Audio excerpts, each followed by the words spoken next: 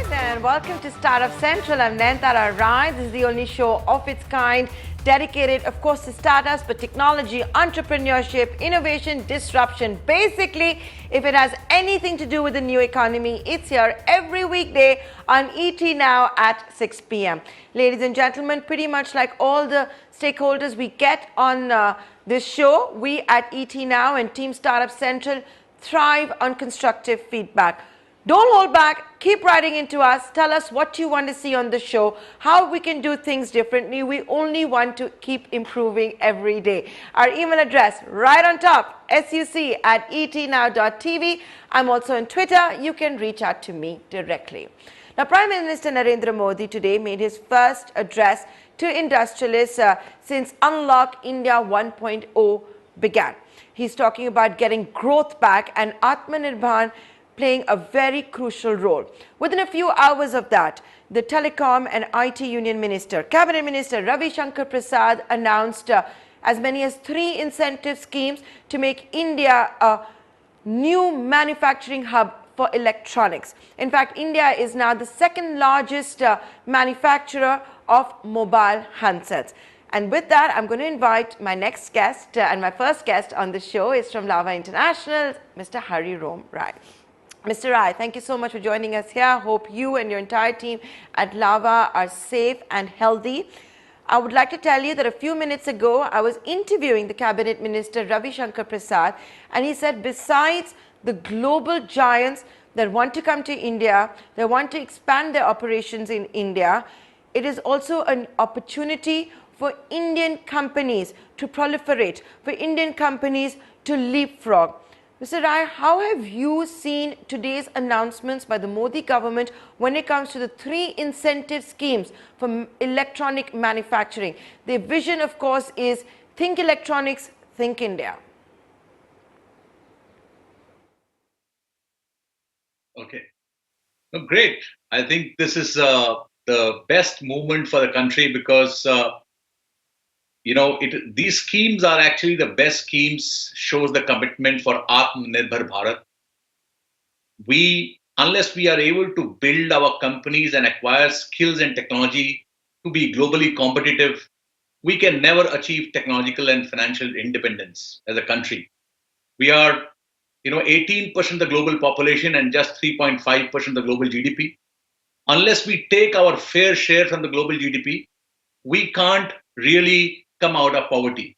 So this is the first step, I would say, to really become Atmanirbhar Bharat, and it's a great and welcome step. We now, need to stand tall to the occasion and take our fair share from the global markets. That's, I would say.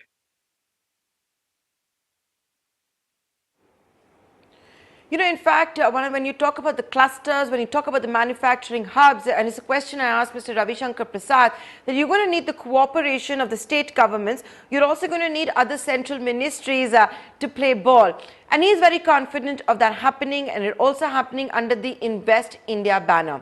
Mr. Hari Om Rai, how will we see champions of India? We're not supposed to be anti-China, is what Ravi Shankar Prasad said. But how will we see the proliferation of Indian companies? How will we see the new champions of India when it comes to electronics? No, so first of all, we have to understand that as a country, we are at $2,000 per capita income. And the moment we acquire the desired skills, our output is going to be the most competitive in the world. So that is the fundamental. And the issue today is the skills. And in skills, we have 3 areas.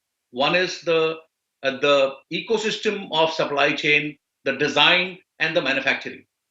I think with the 3 schemes where the government has come up, it addresses all 3 areas of ecosystem, design, and manufacturing, and certain disabilities which we have to manufacture, for the globe. So basically, this is the only way when you are able to build your own companies, the only way to make the nations rich is through making the companies rich.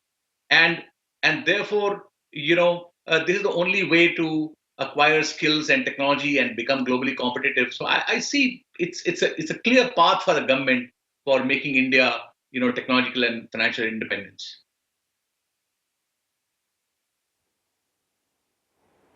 But Mr. Rai, you know, when we talk about the government initially coming out with incentives was 50,000 crore rupees, which over the years could rise to a couple of lakh of crore rupees. The idea is that it should be for the Indian companies. We hardly need the Apples or the Sun Microsystems or the IBMs or you know, the Teslas of this world to need Indian incentives. How is that going to be ring fenced, or has that been ring fenced in the policy directives announced today? No, so there are two things if you look at the today policies in terms of PLI. The global companies will get the incentives when they make products above $200 and majorly export to the world, because the incentives which the companies are going to get is over and above the production what they have done in the last year. So majorly it is targeted toward the export market. And for Indian companies, first time I believe it has happened after the 1990, when the scheme had a differentiated scheme has come for the Indian companies, where in the Indian companies there is no bar of what uh, price of phones you are producing. Any price of phone can be produced, and this is going to enable certain companies to acquire skills, because it's a differentiated schemes. The schemes only comes to the company of Indian origins and owned by the Indians. So that is a completely differentiated schemes. We definitely require the world champions also in India, because without them we'll not be able to build this ecosystem. So the scheme has two pillars. One pillar is the global champions, and the second pillar is the Indian champions. Both together are going to build India, and therefore it is the rightmost step what the government could have taken for the country to move forward.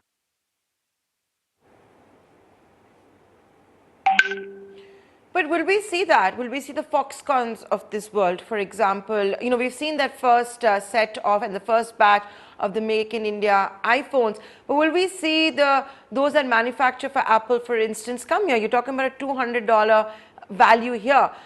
Will we see Teslas? Elon Musk has tweeted publicly about why he would love to come to India and he can't come to India.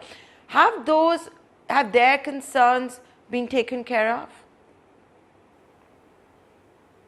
No, so this particular scheme has nothing to do with Elon Musk. This particular scheme has to do with Apple, Samsung, Oppo's, Vivo's of the world. When we talk about companies outside of India and their contract manufacturers who are in India, and I think as we speak right now, I'm privy to certain informations that as large as a fleet of 200 plus containers are waiting, and the machineries are waiting right now to be loaded from the ports of Taiwan and China, and it'll move towards India. So I think the globe is actually looking at India to be the next destination for manufacture and exports to the rest of the world, and therefore it is the best movement. And when you talk about a phone above $200, I think it is because you are not going to manufacture only for India. In the globe, 75% of the value comes from the phones above $200. So therefore, there's enough meat. It's a $500 market in which 75% phones are still above $200. But in terms of volume, it is still a smaller volume. In terms of value, phones below $200 is a very, very large volume phone, but a small value market, which is about 25% of the value market. But what is India's position? Anything valuable in terms of our per capita income, our potential is to make it accessible. That's what we can do. And the global guys, because they are technologically much more advanced, if they are able to utilize our design, our manufacturing capability, then they can be more competitive to sell their material to the world. I think it is the time for India to rise and move forward on both these two pillars and both these two tires to move the bus of India forward. And there's a meat for everyone here. It's not just for the Indian guys. It's like that. But you know, Mr. Rai, if I could just come in over there, when we talk about Atmanirbhar, when we talk about the Prime Minister saying go vocal for local. When you even look at the lion's share of the sales that take place on Amazon and Flipkart, it is for mobile phones. And unfortunately, it is also for electronics that are not necessarily manufactured in India. They could just be maybe, they're just semi-assembled over here, as we call it, SKD and all of that. Is this an opportunity for Indian companies, especially when we talk about go vocal for local, because Ravi Shankar Prasad says Atmanirbhar is not against any country, but if we are going to become a manufacturing hub for the world, we have to provide an alternative to China.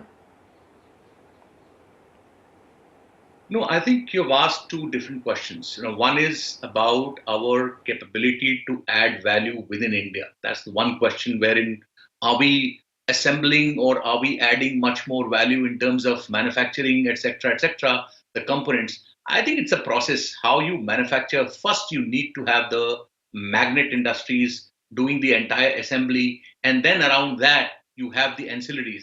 This is the only process. No other process has been deployed in the rest of the world. So Maruti came, and therefore the industry around Maruti came. That's the only process.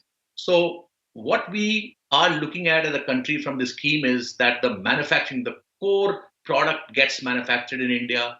And once the large enough volumes are there in India, the supply chains have no options but to, revolve around the factories who are producing the goods. So that's the only process with which the country has been built. And the issue why Indian companies have not been able to grow in the last so many years, it is only because we have been misguided sometimes by the Western economists and World Bank and IMF and the likes of this thing, wherein they have asked the governments to sort of completely open the markets without letting the Indian companies acquire the decent skills, the competitive skills which make them competitive. When those countries were growing, for example, whether it was Europe or US or Japan or Korea or Taiwan or China, they have, like their infant industry, like you spend money on your child and then make him grow till 22, 23 years, and then you, make him go to the market rather than, throwing him to the market on the day one. So that's the process most of the countries had deployed, which we missed because we opened our country, in 1990 without making the skills available for the Indian companies. I think this is the best time, and what steps the government is taking in terms of differentiated scheme. I think this is the only way it allows us to acquire skills, and therefore, it's the only process. Let me take you to about 10 years ago. There was no Chinese brand. And today we see, and the entire market has been taken over by the Chinese brand. It is because how the government acted, how their companies could acquire skills and technology, and because of the lower per capita income as compared to Europe and Korea or US, the same skills or same products can be made available cheaper, which makes their products more competitive, and therefore they take more market share. This is the only process which the countries have adopted and grown. So it's a process. We are late in the process, but we are at least now there in the process. Will, will Lava International be applying for any of these incentive schemes? Is it looking for a bigger piece of the pie? Absolutely. I believe that not only this incentive coupled with where we stand in terms of the per capita income of India and the skills we have in terms of software, it is the apt moment for the country as well as the companies operating out of India to really look at the globe and target the globe, and therefore, as Lava, we are really looking forward to do something great. And we are already in about 20 countries, but doing very, not so great business, I would say. But potentially in this mobile business, unless you are above 20-30 billion dollar company, I don't think we are worth our while. But that's an opportunity we have, when we are sitting in India and we are getting this kind of support from the government. I think we are sitting at a great opportunity to look forward to.